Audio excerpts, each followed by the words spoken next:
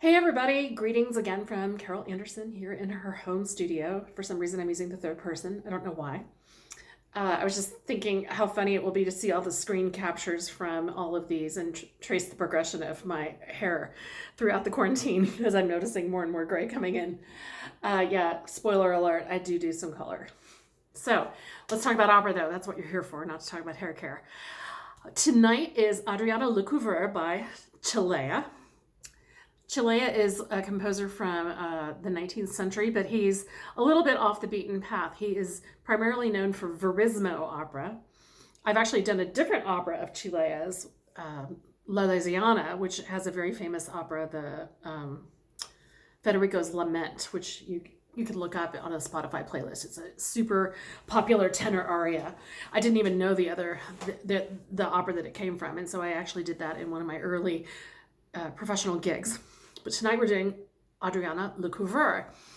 This is a verismo opera. Verismo was a little subset of Italian 19th century opera. Verismo comes from the Italian word for truth.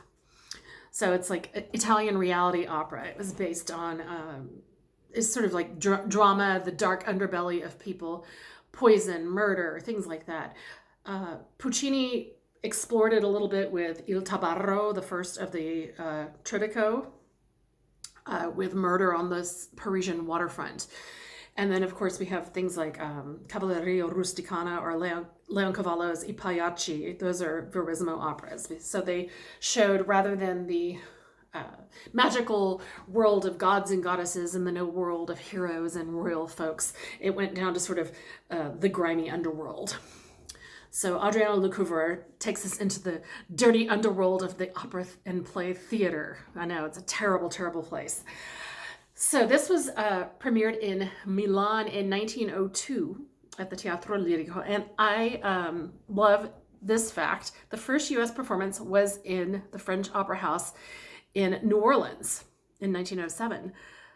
That was also the case for Contori, which I talked about a couple days ago, that its U.S. premiere was in New Orleans. This was a different theater, though. The Théâtre Orléans was the early part of the 19th century, and it performed operas in French, some Italian operas, but only with a touring company. This was established in 1859, so the second half of the 19th century and then into the beginning of the 20th century. There was a resident opera company called the San Carlo Opera Company that performed there in tours. It was actually San Carlo Opera Company became a company and became, I think, later on the Boston Lyric Opera. So it sort of was a Northeastern company, but then they would do some national tours. So the libretto to Adriana Lecouvreur is fascinating to me. It is based on a mid-19th century play by Eugène Scribe, also source material for Le Contori, along with Ernest Louvet, which tells a fictionalized story of the greatest actress of the 18th century, Adrienne Lecouvreur. Her dates are 1692 to 1730, and she died mysteriously at quite a young age, which is explored in this play with a sort of fictionalized cause of death. Adrienne, along with actor Michel Baron, advocated for a much more naturalistic take on acting, unlike the mannered declamation that was part of that 18th century acting style. She also was significant for bucking the trend of elaborate costumes and feathered headdresses. In her Comédie Française debut as Electra, she wore a very simple white satin Grecian robe instead of, in Baroque theater, everything was just elaborate Baroque costumes that weren't necessarily period appropriate. So Adrienne is a real person, as is her tenor lover, Maurizio. Maurice de Saxe was one of 8 acknowledged, mind you, illegitimate children of Augustus II, who was king of Poland and elector of Saxony. Some sources report that Augustus had as many as 350 illegitimate kiddos, though, so a very active man. Adrienne and Maurice are connected through money, historically. I don't know that they were actually lovers. I saw nothing that said that they were historically lovers. But Adrienne lent him a sizable sum of money to aid his pursuit of the title Duke of Courland. Adrienne died soon after this financial transaction under very mysterious circumstances. The fun dramatic theory is that she was poisoned by her romantic rival, the Duchess of Bouillon. So again, I didn't find any real strong evidence in my not so deep dive into Adriana Lecouvreur life that she was necessarily the lover, but there was supposedly this story that Maurice and Adrienne were lovers, and then the Duchess of Bouillon, who becomes the Princesse de Bouillon in the opera, had her poisoned. One of Maurice's own natural children, fun fact, was the grandmother of Amandine Lucille Aurore Dupin, who later was known as George Sand.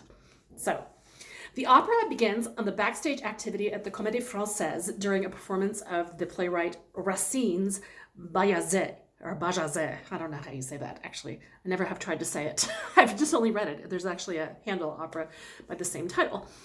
The very hassled stage manager, Michonnet, laments his life lot, where he's subject to the whims and needs of pandering to actors and what they need. So he says, he has this little short monologue at the beginning.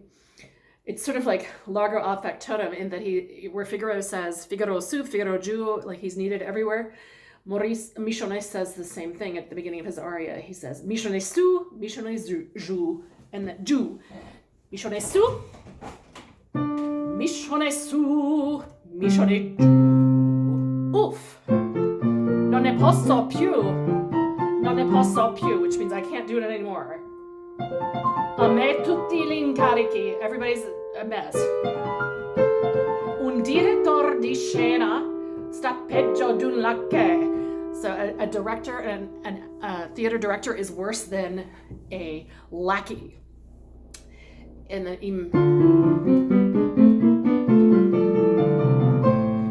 mezzo a tanti, re di carta pesta. So in the middle of everyone, you lose your head. C'è da perdere la testa. C'è da perdere la testa.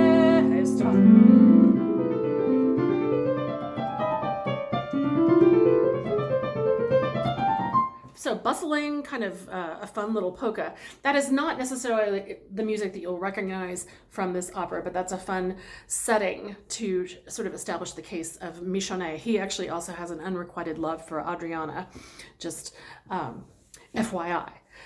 So then Adriana exits stage. She comes into the backstage area. Drained by the performance she has just exhibited as Roxanne in Bajazet, whatever you want to say.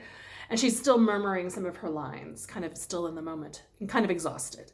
The Prince de Bouillon, the abbé, who is his little right-hand man, and Michonnet applaud wildly, and she finds herself coming out of her character and being overwhelmed. So she says, skipping on, she's murmur lines.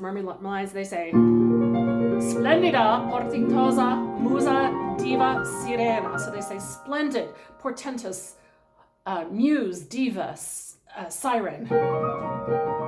Troppo, signore, troppo. She says it's all too much, all too much.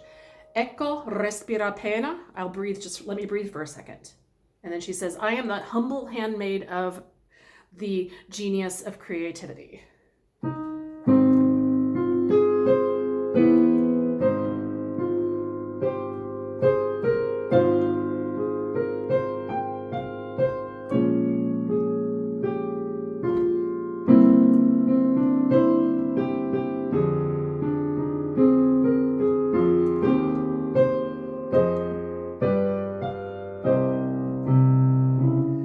She says, he offers the story that I am just the vessel for bringing. I'm just sort of paraphrasing it, but she is the vessel for a creative urge. So Maurizio comes in a little bit later, and this is Adriana's secret lover. He has been away on a military campaign. Adriana believes him to be a simple soldier in the service of the Count of Saxony. We discover later that's not the case. He sings an aria, La Dolcissime Effigie, which later becomes a duet. So here's the beginning of the melody. And lo dolcissimi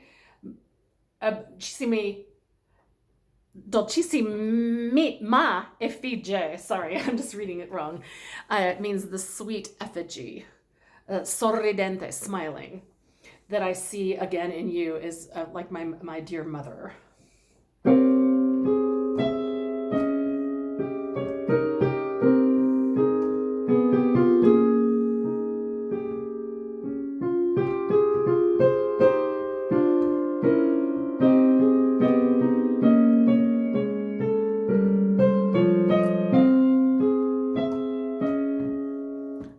Then he sings this aria for a while, and then a few pages later, about 6 pages later, Adriana joins in and takes over the melody.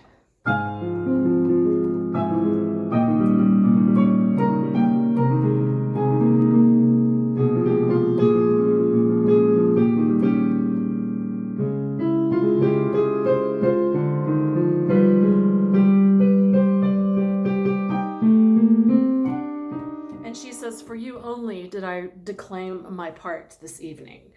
So very passionate. That's a hallmark. These sweeping melodies and kind of overdone romanticism is part of the Verismo opera.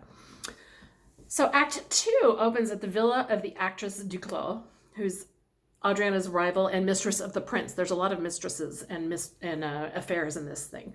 The princess is awaiting at Duclos' home the arrival of her erstwhile lover, Maurizio. Uh-oh, that's a love triangle. I wrote, ooh, love triangle.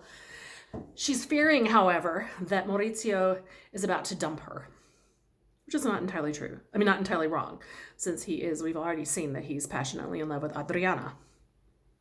He appears with a small bouquet of violets fixed to his lapel, and she thinks that that's a token from another lover that he actually gives them to her and says, "Oh no, I meant to give these to you all along," even though he did get them from Adriana earlier.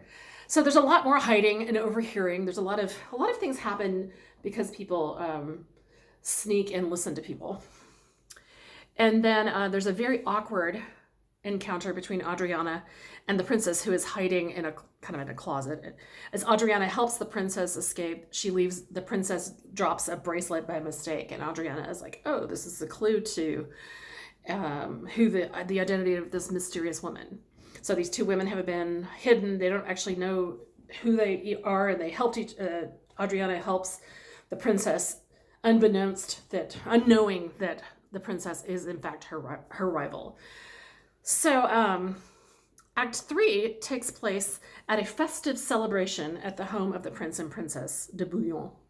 Michonnet comes along with Adriana, and they hear that Maurizio has been wounded in a duel. However, Maurizio appears completely unwounded, and he tells the guests all about his military exploits. And this is a bit of an approximation into the moment where he tells about those military exploits. Oh, I got way ahead of myself. Good heavens.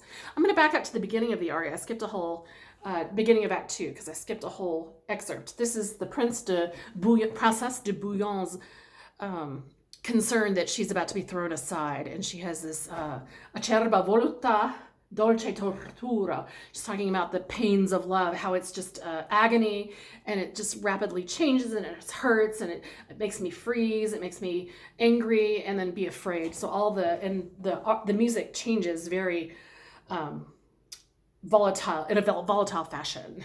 So this is the opening of Act 2. Sorry for getting ahead of myself.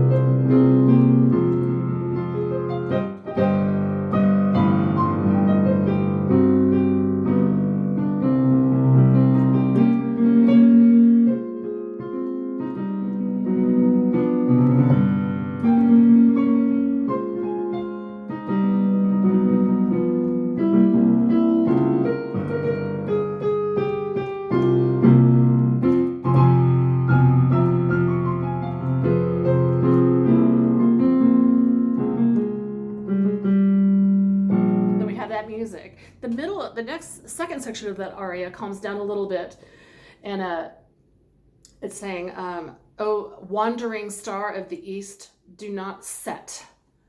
And it gets very melodic and lots of sweeping phrases. Again, those sweeping vocal lines that I've talked about.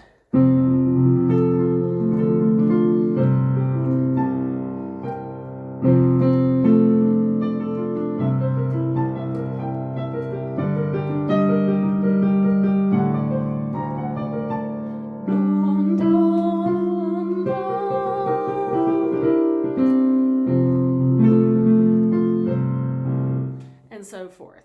So now we're going to jump ahead to that military exploit aria of Maurizio. He says, Il russo Menchikov riceve l'ordine di cormi in trappolo nel mio palagio. He's saying the Russian Menchikov received orders to trap me in my own place. And it was and he goes and tells the whole story about how the plot was foiled.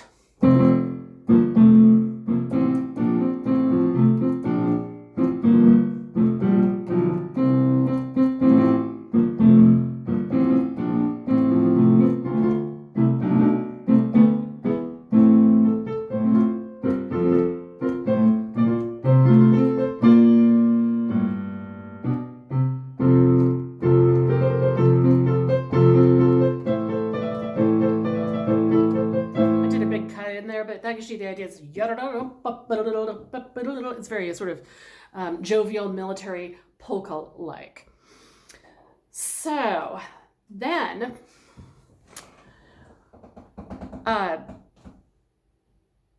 after this aria, the princess then finally figures out that Adriana was the woman who helped her escape in Act 1, at the end of Act 1.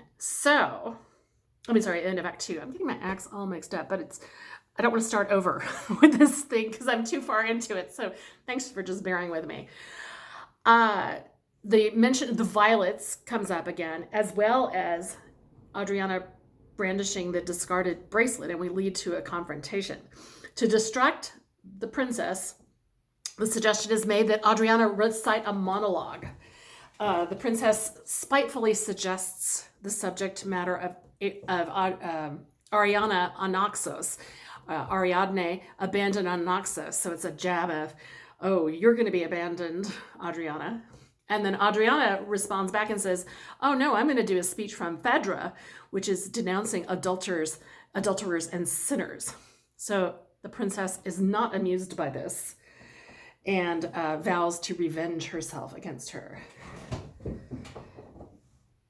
And this monologue is done, it's notated on pitches, but they're in tiny little notes. It's a little bit like early Sprechstimme. It says even declamato, which means declaimed. So it's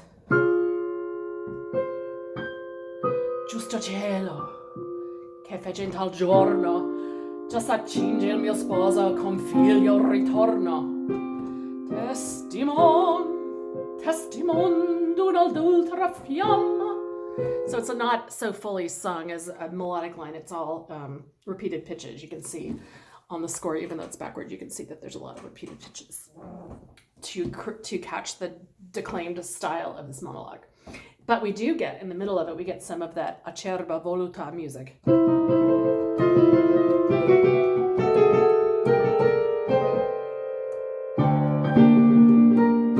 E van tacerebbe.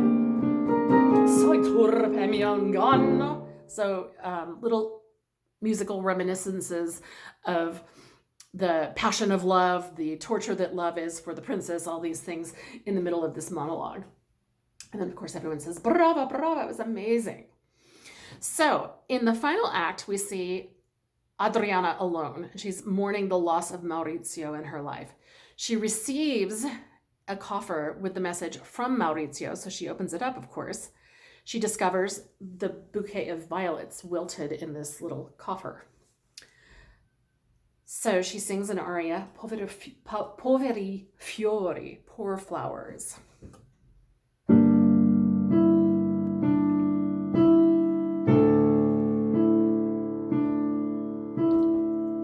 Poveri fiori,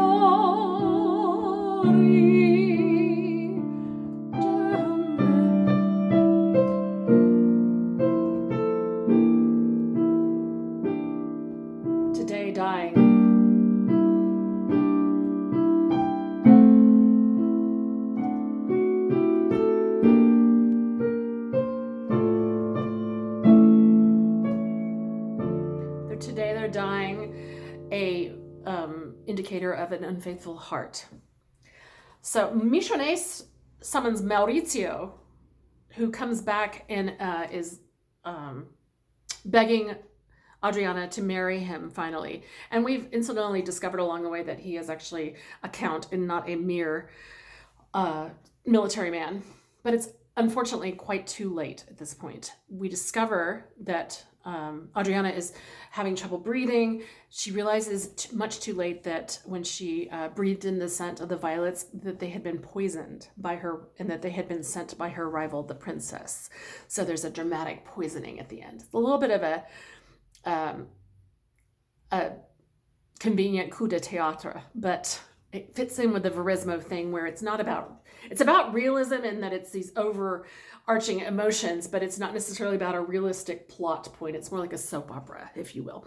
So that is a sort of scattered run through some of what you're going to hear in Adriana Lecouvreur. I look forward to discovering the full opera on stage with you all tonight. So thank you for listening.